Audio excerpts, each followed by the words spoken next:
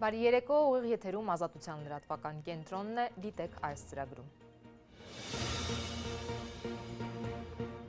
Ադրբեջանը 2 օր անընդմեջ Հայաստանին մեղադրում է իր դիրքերի ուղղությամբ կրակելու համար։ Հայաստանը հերքում է, ինչու են կրակոցների մասին պնդումները հետևում խաղաղության պայմանագրի համաձայնությանը։ Հայաստանում հույս ունեն, որ ԱՄՆ նախագահի ազգային անվտանգության գծով խորհրդականի հայտարարությունից հետո Միացյալ Նահանգները նաև քայլեր կձեռնարկի Բաքվում պահվող հայ գերիների ազատ արձակման գործում։ Զանգեն պայմանավորվեն ոնց են մեր գերիներին, մեր մարդկանց հետ տալի։ Երևանցիների միայն 9%-ն են նոր ներդրված տրանսպորտային փաթեթներ գնել, մյուսները թանկացած մեկանգամյա տոմսեր են գնել։ This is Radio Free Europe. Radio Liberty. Ինչպես կարող է ազատությունը շարունակել իր գործունեությունը Դոնալդ Թրամփի որոշումից հետո, այսօր քննարկելու են Եվրամիության արտգործնախարարները։ Եվրահանձնաժողովում ազատությունը համարում են ճշմարտության ու հույսի փարոս միլիոնավոր մարդկանց համար։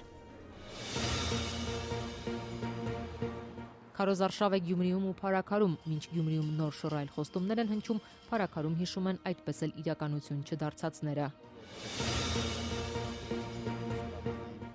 Արցախցի երիտասարդ նահազանգում է, ոստիկանությունում բռնության է ենթարկվել, դեռ միայն ծառայողական քննություն է ընթանում։ Ոչ մի հատ փաստ ունեն, ոչ օրենքով մի թուղթ տուալ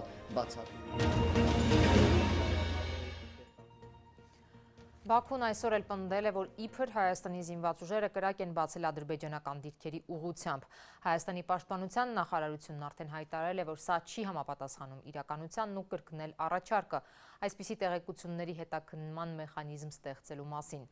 Երկրորդ օրն անընդմեջ Ադրբեջանից եկող այս լուրերը հաջորդում են հայ-ադրբեջանական խաղաղության պայմանագրի համաձայնեցման մասին հայտարարությանը։ Հայ-ադրբեջանական սահմանին տեղակայված Եվրամիության դիտորդներն արդեն հայտարարել են, որ իրենք սահմանին արտառոց ակտիվություն չեն նկատել եւ իրավիճակը հանգիստ է։ Բայց ինչ է կատարվում եւ ինչու են կրակոցների մասին Բաքվի պնդումները, հետևում հայ-ադրբեջանական վերջին համաձայնությանը։ Բաքուն երեկվանից 4 հաղորդագրություն է տարածել, մեղադրելով հայկական կողմին սահմանի հարավ-արևելյան հատվածում ադրբեջանական դիրքերի ուղղությամբ կրակելու համար։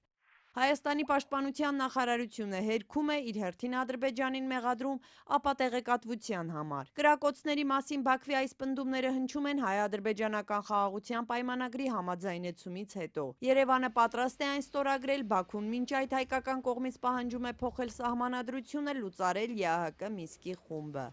Իշխանությունից հայտարարում են, սահմանային կրակոցների մասին կեղծ պնդումները չեն նպաստում խաղաղության հաստատմանը։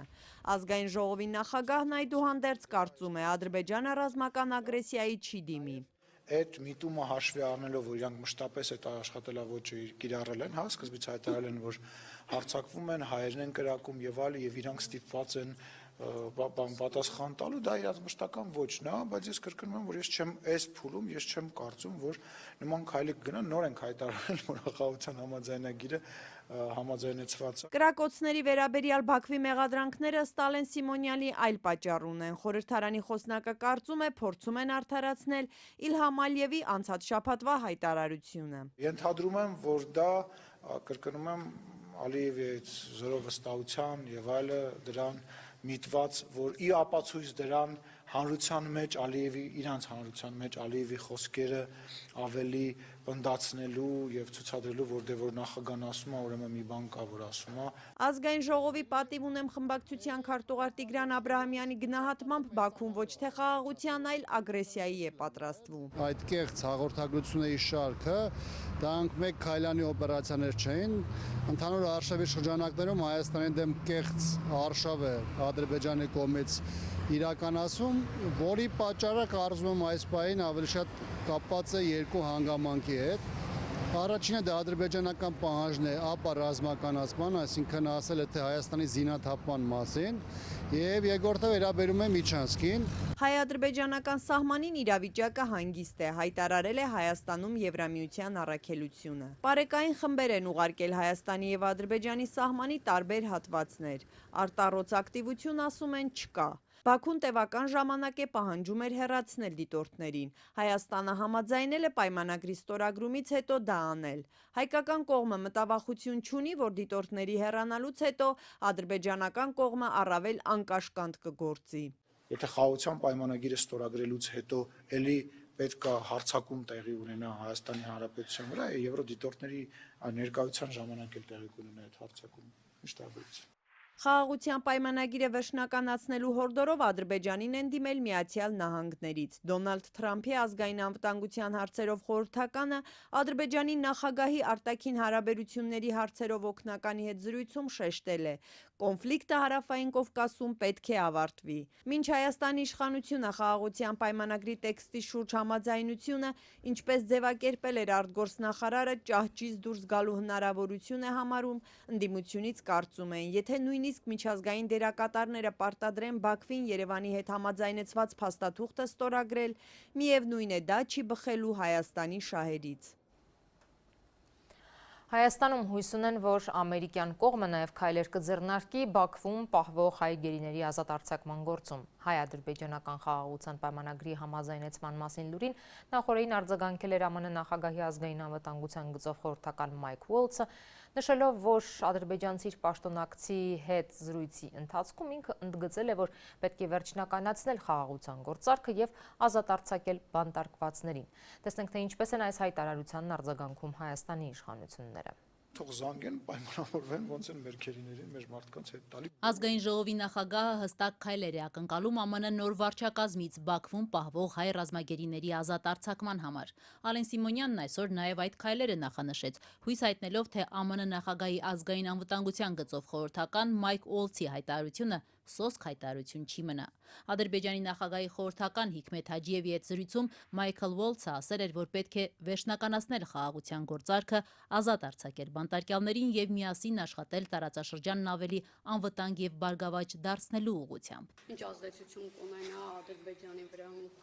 Այդ հայտարարությունը անողինա պետք է հարցնել։ Սանք, որ այդ հայտարարությանը կհետևի հստակ քայլեր եւ դա ուղղակի հայտարարություն չի լինի հայտարարության համար։ Հստակ քայլ ասելով ինչ նկատի։ Չգիտեմ, թող զանգեն, պայմանավորվեն, ոնց են մեր քերիներին, մեր մարդկանց հետ տալի բոլորին անխտիր, անկախ որ ժամանակ են գերեվարվել։ Մինչ ազգային ժողովի նախագահը ԱՄՆ-ից հստակ քայլեր է սպասում, իշխող քաղաքացիական պայմանագրի վարչության մեկ այլ անդամ Արսեն Թորոսյանը դրական եւ կարեւոր է գնահատում խաղաղության պայմանագիրը ավարտին հասցնելու եւ բանտարկյալներին ազատ արձակելու ԱՄՆ նախագահի ազգային անվտանգության գծով խորհրդական Մայք Ուոլցի հայտարարությունը։ Մենք շատ ենք կարևորում, որ Մայք Ուոլցը նշել է հատուկ բանտարկյալների ազատման մասին, շարունակելով նախադասությունը, որ պետք է նախագահության գործարքը վերջնականացվի, ստորակետ ազատվեն բանտարկյալները եւ աշխատենք միասին ավելի ապահով եւ ավելի բարգավաճ ռեգիոն ունենալու համար։ Սա ուղղակիորեն այն է, ինչ որ մենք ենք ասում։ Իմ խորին համոզմամբ եւ մեր խորին համոզմամբ մեր հայրենակիցներին տուն վերադարձնելու բանալին խաղաղության պայմանագիրը կնքելու եւ այն իրագործելու մեջ է։ Բաքվի բանտում պահվող 23 հայ ռազմագերիներից Ռուբեն Վարդանյանի ամերիկացի փաստաբան Ջարեդ Գենսերը նույնպես արձագանքել է ԱՄՆ վարչակազմի բարձրաստիճան պաշտոնյայի կոչին։ Հայաստանի հարգելի վարչապետ Նիկոլ Փաշինյան եւ արտգործնախարար Արարատ Միրզոյան, խնդրում եմ կարդացեք ԱՄՆ անվտանգության գծով խորհրդական Մայք Ուոլցի հայտարարությունը։ Նա ընդգծել է ոչ միայն խաղաղության պայմանագիրն, այլև հայ քրիստոնյա գերիներին ազատ արձակելու անհրաժեշտությունը։ Ես հավատում եմ, որ դուք ամբողջությամբ համաձայն եք Թրամփի վարչակազմի այս առանցքային մոտեցման հետ։ Ավելի վաղ Ռուբեն Վարդանյանի փաստաբանն ընդգծել էր, որ Հայաստանի վարչապետն ու իշխանությունը տարական քայլեր անգամ չեն ձեռնարկել Բաքվի բանտերում պահվող հայ ռազմագերիների համար։ Բարոյականությունս թույլ չի տալիս նման վիճակում գտնվող մեր հայրենակիցների պաշտպանությամբ զբաղվող անձին կամ հենց իրենց արձագանքել։ ԿՊ պատգամավոր Արսեն Թորոսյանը չցանկանալով հակադարձել փաստաբանի մեղադրանքներին վստահեցնում է. իշխանությունը շարունակական ջանքեր է գործադրել Բաքվում պահվող հայ ռազմագերիներին ազատ արձակելու համար եւ կարծում է, որ եթե Հայաստանն ու Ադրբեջանը ի վերջո ստորագրեն խաղաղության պայմանագիրը եւ սկսեն խաղաղության հաստատման երկարատև ու դժվար գործընթացը, ամենևին իմաստ չի լինելու Ադրբեջանում ունենալ գերեվարված հայեր։ Ես այդտեղ եմ տեսնում այդ բանալին մեր հայրենակիցներին տուն բերելու այլ բանալի անկեղծ ասած չեմ տեսնում, ինչքան է որ դա ցավալի լինի։ Անդրադառնալով խաղաղության պայմանագիրը վերջնականացնելու մասին ԱՄՆ նախագահի ազգային անվտանգության գծով խորհրդականի հայտարարությանը, Թորոսյանը նշում է, թե այն շատ տրամաբանական հայտարարություն է, հաշվի առնելով Միացյալ Նահանգների ներգրավվածությունը խաղաղության գործընթացում եւ մասնարարպես նախագահ Թրամփի մոտեցումները խաղաղության վերաբերյալ։ ԿՊ պատգամավորը հիշեցնում է Թրամփը թե իր նախընտրական քարոզարշավի եւ թե պաշտոնը ստանձնելուց հետո բազմիցս է խոսել աշխարհում խաղաղություն հաստատելու վերաբերյալ։ Եվ նաեւ մենք ջանքեր ենք գործադրել մեր դիվանագիտական ներկայացուցչությունը Ամերիկայի Միացյալ Նահանգներում, վարչապետը, արտաքին գործերի նախարարությունը, որպիսի ԱՄՆ վարչակազմին ներգրաված պահենք նոր վարչակազմին այս գործընթացում եւ ըստ էության մենք տեսնում ենք դրա արտահայտությունը, որը շատ կարեւոր է։ Անկախ Ադրբեջանի կողմից խաղաղության գործընթացը ձգձգելու կամ տորպեդահարելու միտմանը, որն ըստ իշխանական պատգամավորի արտացոլվում է սահմանային լարվածության մասին կեղծ տեղեկատվություն տարածելով, Թորոսյանը նշում է, որ Հայաստանը պետք է շարունակի ջանքերը գործընկերներին ներգրավելու հարցում։ Ըստ նրա դրանով է պայմանավորված նաեւ Նիկոլ Փաշինյանի վերջին օրերի զանգերը Իրանի, Ռուսաստանի, Ֆրանսիայի ղեկավարներին։ Վարչապետը գործընկերներին տեղեկացրել է, որ խաղաղության պայմանագիրը պատրաստ է, ակնկալելով, որ նրանց կողմից էլ կառուցողական ջանքեր կլինեն, որ այդ խաղաղության պայմանագիրը արագ ստորագրվի։ Նաև Ադրբեջանի հետ երկխոսությունը պետք է շարունակենք, ինչքան էլ որ նրանք լինեն դեստրուկտիվ, մենք դա նոր չէ, որ տեսնում ենք, այնուամենայնիվ մենք նրանց հետ պետք է կնքենք այդ համաձայնագիրը։ Հնարավոր է, որ խաղաղության պայմանագիրը ստորագրվի հենց Վաշինգտոնում։ Արսեն Թորոսյանն ասում է, թե չունի նման տեղեկատվություն, հատկապես, որ պայմանագրի ստորագրման տեղն ու ժամկետները համաձայնեցված չեն։ Սակայն Թորոսյանն ավելի իմաստավոր է համարում, եթե այս ստորագրությունը տեղի ունենա հայ-ադրբեջանական սահմանի որևէ կետում, որովհետև Հայաստանն ու Ադրբեջանը միասին պետք է ապրեն այս տարածաշրջանում։ Ես կարծում եմ, որ մենք պատրաստ ենք ստորագրել հենց այսօր եւ ցանկացած տեղում եւ մեր ջանքերը պետք է միտված լինեն Ադրբեջանին այս ըստ էության սեղանի շուրջ բերելու ուղղությամբ։ Առայժմ հայտնի չէ, թե երբ եւ որտեղ կարող է ստորագրվել խաղաղության պայմանագիրը։ Օրերս Հայաստանի արտգործնախարար Արարատ Միրզոյանն ասաց, թե առաջիկայում Հայաստանի եւ Ադրբեջանի ղեկավարների հնարավոր հանդիպման մասին որևէ պայմանավորվածություն չկա։ Մոսկվայի եւ Բաքվի հարաբերություններում սառույցը կարծես հալվում է։ Այսօր Բաքվում Ռուսաստանի Դաշնային խորհրդի նախագահ Վալենտինա Մատվիենկոն Ադրբեջանի նախագահի հետ հանդիպումից հետո հայտարարել է, որ իրենք համոզված են Ալիևի վարչակազմը մտադիր է շարունակել համագործակցությունը Ռուսաստանի հետ։ Ավելի վաղ հիշեցնեմ, Բաքվում փակվել էին ռուսաստանյան մշակութային ներկայացուցչությունն ու ռուսաստանյան Սպուտնիկ պետական լրատվական գործակալության մասնաճյուղը, իսկ լարվածությունն առաջացավ ադրբեջանական ինքնաթիռի կործանումից հետո։ Ադրբեջանի նախագահի աշխատակազմը փոխանցում է, որ երկու պաշտոնյաները բացի քաղաքական եւ տնտեսական հարցերից անդրադարձել են նաեւ անցած դեկտեմբերին ադրբեջանական օդանավի կործանմանը։ Երևանի քաղաքապետարանը հրապարակել է, թե նոր տրանսպորտային համակարգով որքան տոմս եւ փաթեթ է գնվել եւ հրապարակված թվերից կարելի է եզրակացնել, որ քաղաքապետարանի առաջարկած փաթեթներն առանձնապես չեն հետաքրքրում քաղաքացիների մեծ մասին կամ նրանց համար ոչ ձեռնտու եւ անհարմար են։ Միայն 9%-ն է, որ փաթեթներ է ձեռք բերել, սակայն այս թիվն իրականում էլ ավելի փոքր է, եթե հաշվի առնենք, որ փաթեթների շարքում ամենաշատը քաղաքացիները ոչ թե ամսական կամ տարեկան փաթեթներ են ձեռք բերել, այլ 10 ուղևորություն առաջարկող տոմսը, որը նույն արժեքն ունի ինչ 150 դրամանոց մեկ անգամյա տոմսը 10 անգամ գնելը եւ մի փոքր ժամանակ խնայելուց բացի քաղաքացուն այլ առավելություն չի տալիս։ Այս տարվա հունվարի, փետրվարի ու մարտի առաջին տասնօրյակի տվյալներով տրանսպորտի միասնական համակարգով 2.5 միլիարդ դրամից ավելի տոմս է վաճառվել, կամ ավելի քան 17 միլիոն տոմս։ Այս թիվը ներառում է բոլոր տեսակի տոմսերը։ Քաղաքապետարանի գործակարգավարականի ընթացքում հայտարարեց Երևանի կառավարման տեխնոլոգիաների կենտրոն ՓԲ-ի տնօրեն Սարգիս Մանուկյանը։ Քաղաքային իշխանությունները պարբերաբար նշում էին, որ օրը մի քանի անգամ տրանսպորտից օգտվողների համար ձեռնտու է 9000 դրամանոց տոմս գնել ու անսահմանափակ երթևեկել։ Պաշտոնյաների այս առաջարկը կարծես այնքան էլ չի ոգևորել ուղևորներին։ Մեծ մասն այդուհանդերձ գերադասել է 45 օրվա ընթացքում 10 ուղևորությունից օգտվել, վճարելով 1500 դրամ։ Երևանի ավականու ընդդիմադիր Մայր Հայաստան խմբակցության ղեկավար Մանուկ Սուքիասյանը հետևել է քաղաքապետարանի այսօրվա գործակարգավարականին։ Ասաց, այս վիճակագրությունից կարելի է ենթադրել, որ մարդիկ ուղղակի հնարավորություն չունեն 9000 դրամանոց տոմսեր գնել։ Դու կարող ես նախորդ մեկ շաբաթը նախանցած մեկ շաբաթի հետ համեմատել, նախորդ երկու շաբաթը նախանցած երկու շաբաթի հետ, որպեսզի դու հասկանաս ուղևորափոխադրումների ռեալ թիվը։ Այսինքն շան գլուխը կանգնած է ուղևորափոխադրումների ռեալ թվի մեջ, ոչ թե փաթեթ փոխհատուցումների ձեռքբերման մեջ։ Ուղևորափոխադրումների ռեալ թիվն է միայն տալիս ինքնարժեքի հիմքը։ Այսինքն այդ առումով իրենք շարունակում են վիճակագրությունը փոխել։ Այսօր հրապարակած տվյալներով ուղևորների զգալի մասը 75%-ը տոմսի համար վճարել է QR կոդով, բջջային կամ թղթային տարբերակով, 16%-ը բանկային քարտերով ու միայն 9%-ն է օգտվել քաղաքապետարանի տրանսպորտային քարտերից։ Մարդիկ ամենաշատն օգտվել են ավտոբուսներից, հետո մետրոյից ու տրոլեյբուսներից, իսկ ամենածանրաբեռնված ուղղությունները հետևյալն են։ Առավել պոպուլյար երթուղի ավտոբուսներում համարվում է առաջի համարը, երրորդ համարը, 97-99, մետրոպոլիտենի կայարանների մասով բարեկամություն, երիտասարդական, հանրապետության հրապարակ եւ Գարեգին Նժդե, եւ տրոլեյբուսի մասով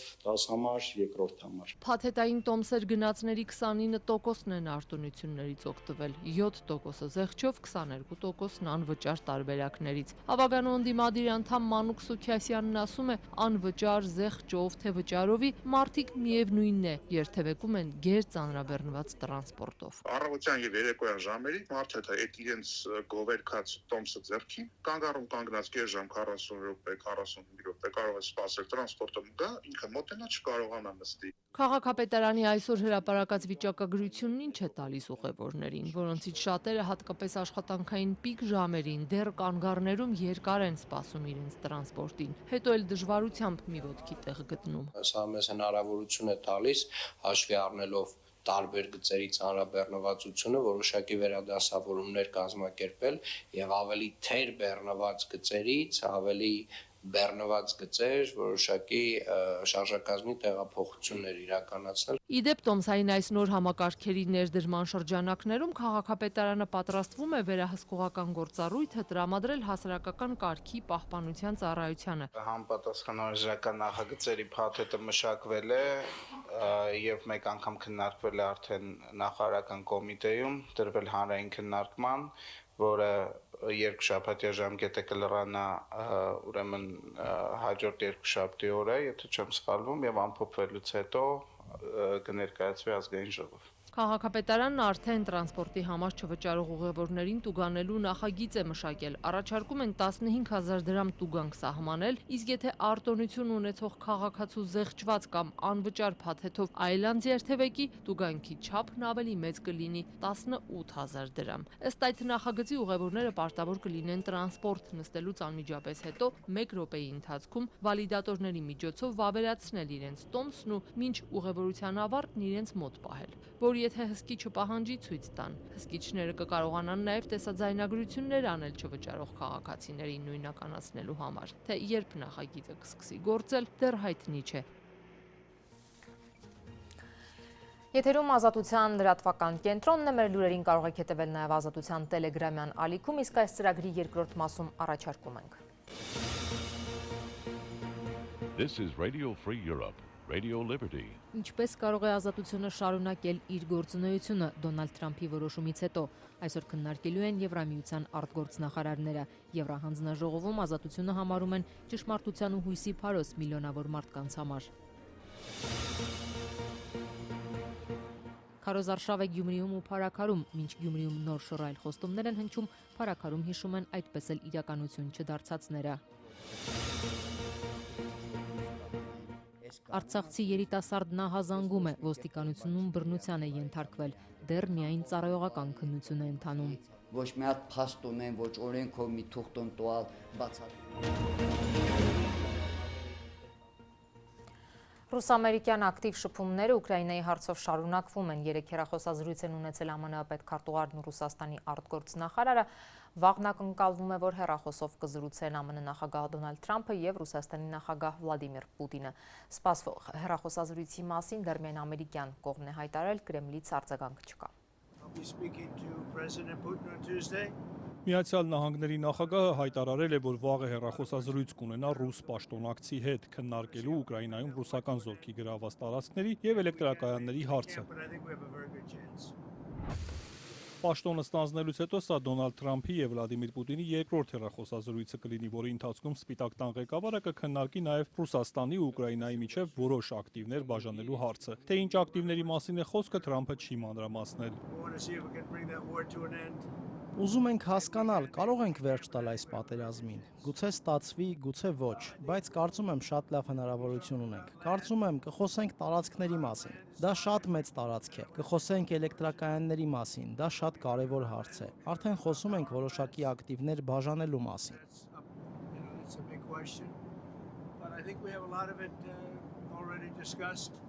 Կրեմլի խոսնակ Դմիտրի Պեսկովը հաստատել է երեքշաբթի նման հեռախոսազրույց նախատեսված է, սակայն հրաժարվել է մեկնաբանել, թե ինչ հարցեր են քննարկելու նախագահները։ Да, это действительно так, во вторник готовится такой разговор. Ուկրաինացիները սակայն չեն կարծում, որ Պուտին-Թրամփ բանակցությունները կարող են հանգեցնել խաղաղության։ Տետյանա Բորտնիցկան համաձայն չէ, որ երկրները հիմա եւս մեկ քայլ մոտ են խաղաղությանը։ Խաղաղության բանակցություններ Ուկրաինայում առանց Ուկրաինայի, 2 տարեց խելագարների միջև։ Դա այնքան անհեթեթ է, որ ես նույնիսկ չգիտեմ, թե ինչպես կարելի է դա սովորական բառերով արտահայտել։ Բոգդան Շևչուկն իր հերթին ասում է, որ ոչ Թրամփը, ոչ էլ Պուտինը առանձնապես վստահություն չեն ներշնչում։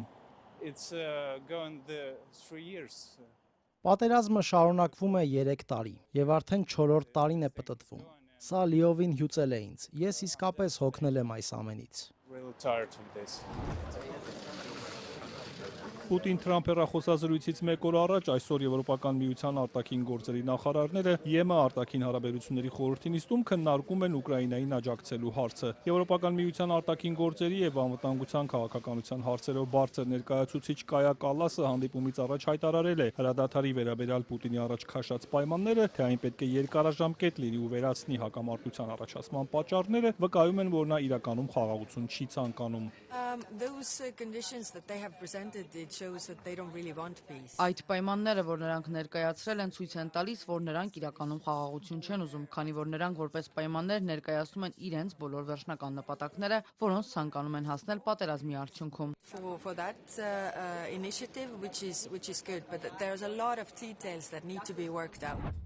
Մեծ Բրիտանիայի վարչապետի խոսնակն այսօր հայտարարել է, թե ավելի քան 30 երկիր կներգրավվի Ուկրաինային աջակցող երկրների կոալիցիայում, որը նախաձեռնել են Մեծ Բրիտանիան եւ Ֆրանսիան։ Դրանց զգալի մասը պատրաստ է խաղաղապահներ տեղակայել Ուկրաինայում, մյուսները այլ կերպ կաջակցեն։ Մասնակցության հնարավորությունները տարբեր կլինեն, բայց սա զգալի ուժ կլինի, քանի որ զգալի թվով երկրներ զորք կտրամադրեն, ասել է նա։ Ըստ Times պարբերականի Մեծ Բրիտանիան պատրաստ է զորք տեղակայել այնքան ժամանակ, ինչքան հարկավոր լինի։ Եվրոպական միության խորհուրդն այսօր հաստատել է Ուկրաինային մոտ 3.5 միլիարդ եվրոյի հատկացումը, որը կտրամադրվի դրամաշնորհների եւ վարկերի տեսքով։ Հատկացման նպատակն է աջակցել Ուկրաինային մակրոֆինանսական կայունության պահպանմանն ու երկրի վերականգնմանն ու վերակառուցմանը։ Այս ընթացքում Ռուսաստանն ու Ուկրաինան շարունակում են միմյանց հարվածներ հասցնել։ Ռուսական զորքը շարունակում է Ուկրաինայի արևելքում առաջ շարժվել, ինտենսիվ են դարձել Դոնեցկի, Խարկովի եւ Օդեսայի ուղղությամբ հարվածները։ Ուկրաինական զորքը գրեթե դուրս է եկել Կուրսկից, ուր ներխուժել էր անցած օգոստոսին։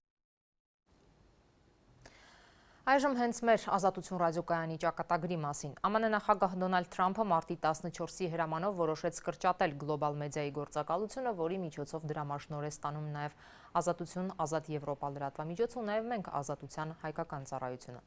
Այս հրամանից ժամեր անց գլոբալ մեդիայի գործակալությունը հայտարարեց ֆինանսավորումը դադարեցնելու մասին։ Թե ինչպես կարող է Ազատությունը շարունակել իր գործունեությունը, այսօր քննարկելու են Եվրամիության արտգործնախարարները։ Եվրահանձնաժողովի խոսնակը այսօր հայտարարել է, որ Եվրոպայում այդ լրատվամիջոցներին տեսնում են որպես ճշմարտության, ժողովրդավարության եւ հույսի փարոս աշխարհի միլիոնավոր մարդկանց համար։ This is Radio Free Europe, Radio Liberty. Ազատ Եվրոպա, Ազատություն ռադիոկայանի ապագայի հարցը Եվրամիության արտգործնախարարների հավաքի օրակարգում է։ Բրյուսել մեկնելուց առաջ Չեխիայի արտգործնախարար Յան Լիպավսկին է տեղեկացրել այս մասին քաղաքական հարցադրմամբ։ Արդյոք մենք հասկանում ենք այս կազմակերպության արժեքը եւ հեռարձակումը այնպիսի երկրներում, ինչպիսիք են Ռուսաստանը, Բելարուսը, Իրանը եւ շատ այլ երկրներ։ Եվ եթե մենք դա գնահատում ենք, ինչ կարող ենք անել, որպեսզի պահպանենք իշահ մեզ։ Սա շատ ծավալուն հարց է։ Չգիտենք, թե Միացյալ Նահանգների կողմից ինչ զարգացումներ կլինեն։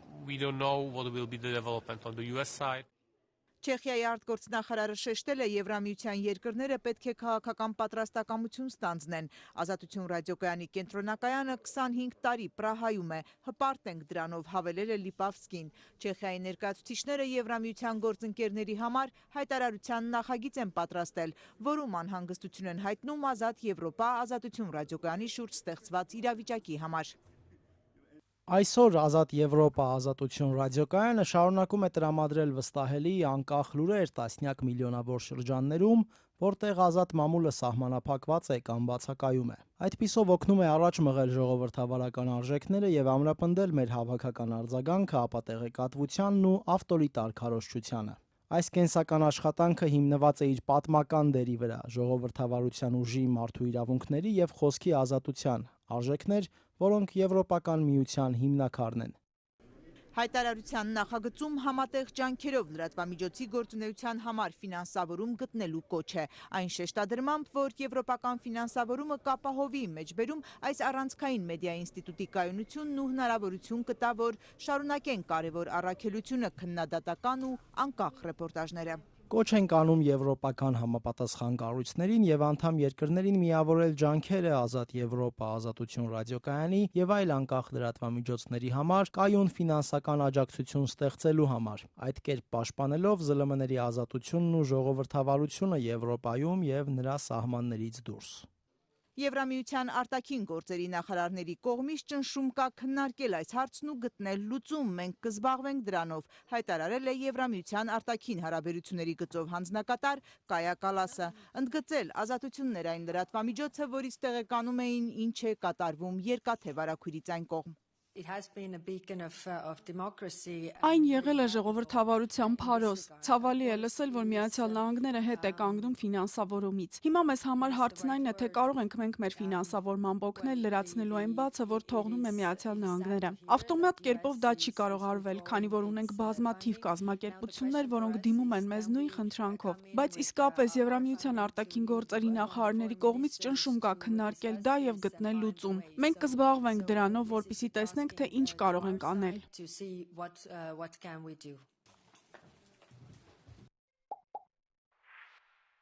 Շաբաթ առավոտյան հայտնի դարձավ, որ նախօրեին նախագահ Թրամփը հրամանագիր է ստորագրել 7 դաշնային գործակալությունները կրճատելու մասին։ 7-ի թվում նաև գլոբալ լրատվամիջոցների գործակալությունն է, որը վերահսկում է Ազատություն ռադիոկայան եւ Ամերիկայի ձայն լրատվամիջոցները։ Հրամանի հրապարակումից ժամեր անց վրա հասավ վերահսկող գործակալության նամակը, ըստ որի կոնգրեսի հաստատմամբ հատկացվող դրամաշնորհը, որով ֆինանսավորվում է Ազատ Եվրոպա ազատություն ռադիոկայանը, դադարեցվել է։ Նամակի ներքո Քերի Լեյքի ստորագրությունն է։ Նա ներկայանում է որպես գործակալության գործադիր տնօրենի պաշտոնակատարի ավագ խորհրդական։ Նա նաև Ամերիկայի ձայնի ղեկավարի պաշտոնում Թրամփի թեկնածուն է։ Ազատ Եվրոպա ազատություն ռադիոկայանի նախագահ եւ գլխավոր գործադիր տնօրեն Սթիվեն Կապուսը X-ի իր հարթակում հայտարարեց առանց մեզ փակ հասարակություններում շաբաթական մոտ 50 միլիոն մարդ կզրկվի աշխարհի մասին ճշմարտության հասանելիությունից։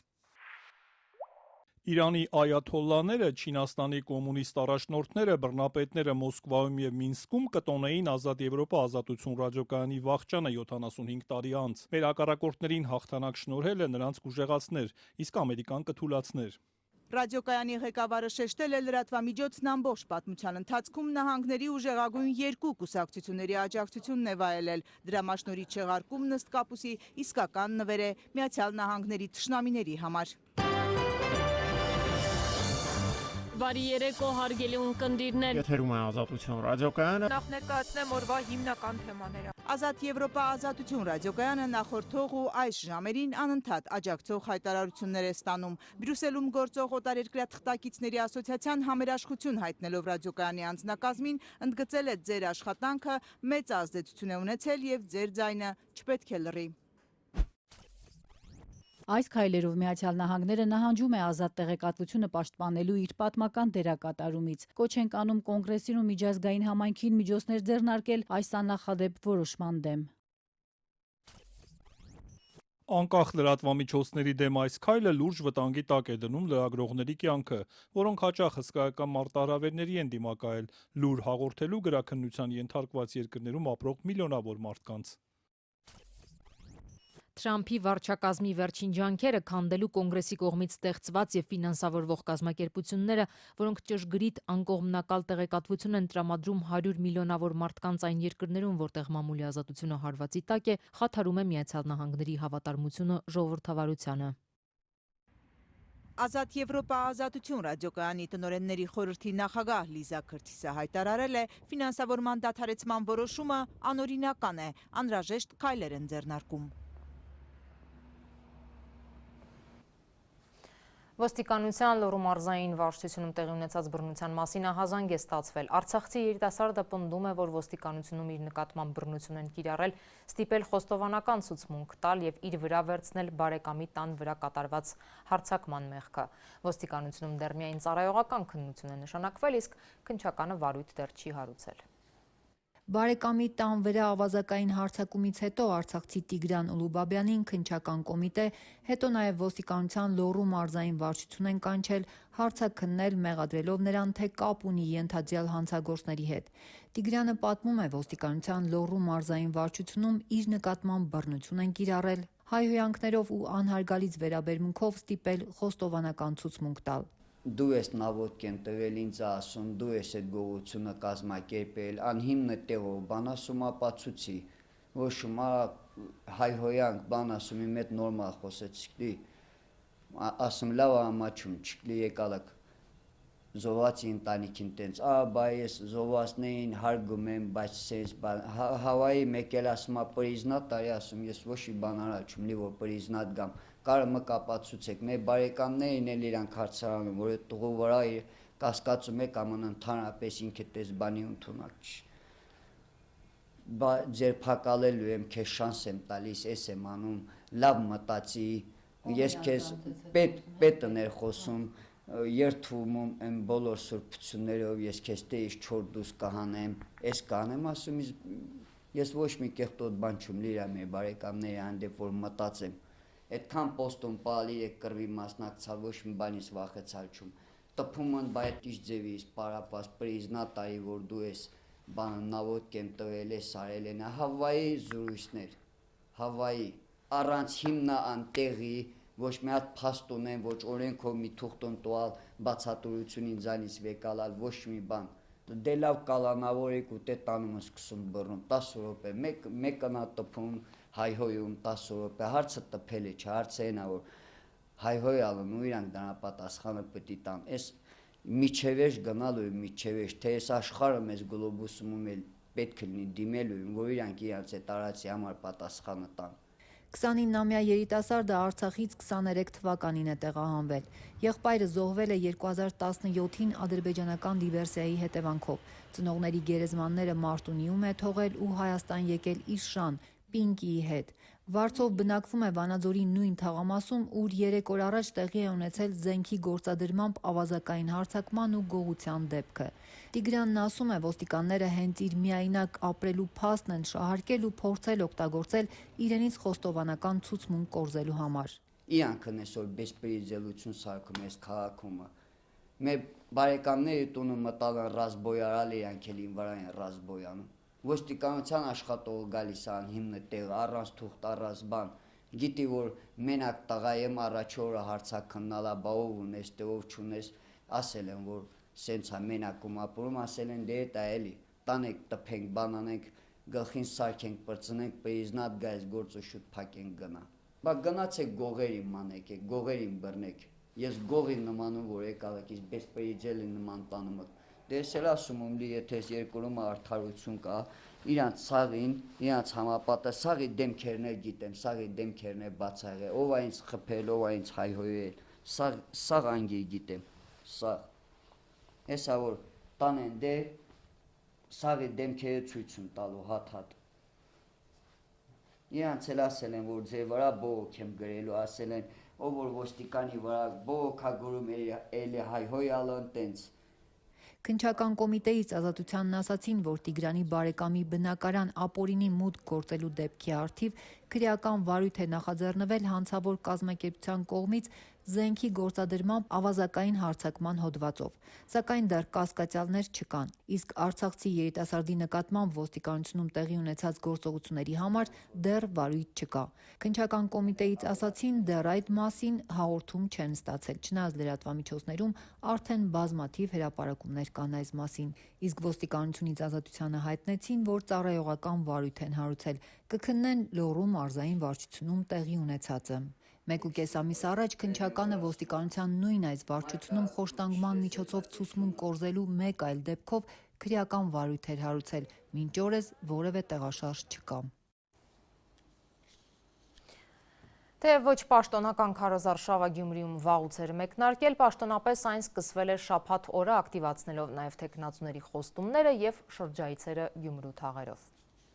Գյումրիում քարոզարշավի երրորդ օրն է։ Նախորդ շաբաթներին իրար հասցեին մեղադրանքների պակաս չկար։ Դրանց հիմա արդեն գումարվել են նաև շռայլ խոստումները։ Թեկնածուների մեծ մասը բակային հանդիպումներ է անցկացնում, բուկլետներ բաժանում ու վստահեցնում, որ երկու շաբաթից գյումրեցիների կյանքում շատ բան է փոխվելու։ Եվրադաշինքի թեկնածու Լևոն Բարսեղյանը հաշվետվողական կառավարում է խոստանում ու պնդում, իրենք ծրագրերի ֆինանսավորման աղբյուրների տեղերը գիտեն։ Մեր ծրագրերում ամբողջահաճություն չկա։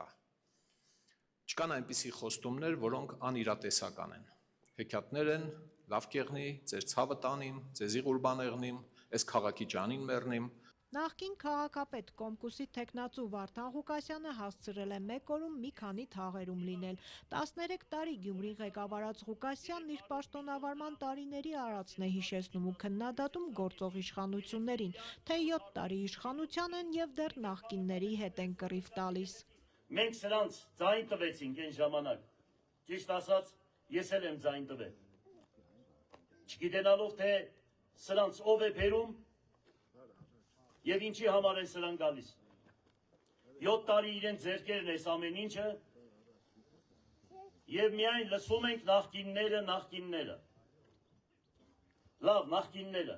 Գյումրեցու Թոր Ղուկասյանն ասում է, թե գալիս է Գյումրեցոնց լավ տեր եղնելու, իսկ Հայաստանը աստվածաշնչյան Իսրայելի հետ համեմատում։ Ինչպես տանջանք եւ տարապանք տվեցի Իսրայելի ազգին, նույնպես հայոց ազգին,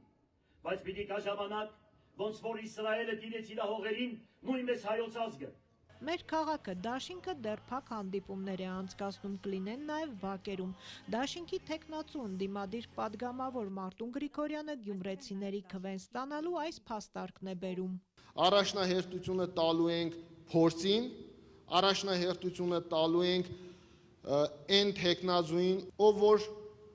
իմունիտետ է ձեռք բերել։ Քաղաքացիական պայմանագիրը ողջ թիմով Գյումրիի թաղերում է, արդեն երրորդ օրը։ Համայնքապետի թեկնածուն հարազատ Երկաթգծի թաղամասից սկսեց քարոզարշավը։ Սարիկ Մինասյանը բուկլետներ է բաժանում, ընտրություններին անտարբեր չլինելու կոչանում։ Ընտրություններին կմասնակցեք, Տաճ ջան, անտարբեր չմնաք։ Եղա, ես մեր երեխեքի պետք է խաղաղություն եղնի, մեր միջև համերաշխություն եղնի, որ առաջ էստան։ Ապրելու երկիրը եւս բակային հանդիպումներով է սկսել քարոզարշավը։ Թեկնածու գործող ավագանու անդամ Կարեն Մալխասյանը ուղերձով է դիմել, թե Գյումրիում իշխանությունն ինչպես է ձևավորվելու։ Գյումրիում իշխանությունը պետք է ձևավորվի գյումրեցու քվեով, այլ ոչ թե իշխանությունը զավթելով, զորբայությամբ կամ մոլորեսնող կեղծ խոստումներով։ Մայր Հայաստան Դաշինքը քարոզարշավն ազդարարեց համակիրների հետ հանդիպումով։ Թեկնածուն գործարար Կարեն Սիմոնյանը ներկայացրեց, թե այս ընտրություններում իրենց առջև նվազագույն ու առավելագույն ինչ խնդիր է դրված։ Քաղաքացիական պայմանագիր կուսակցությանը իշխանազրկելն է եւ ունենք մաքսիմում պլան ստանձնել քաղաքի կառավարումը։